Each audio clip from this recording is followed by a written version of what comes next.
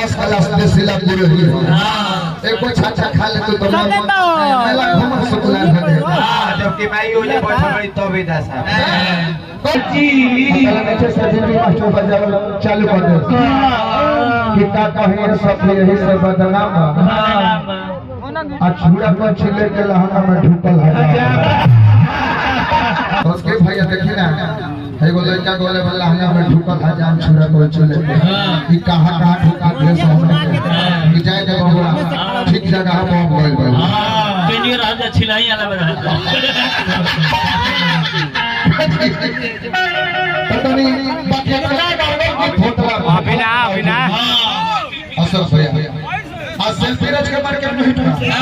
और छावन पर छावन भसवन सदर में अभिना जेपी भैया कौन गीत बोले बड़े दौले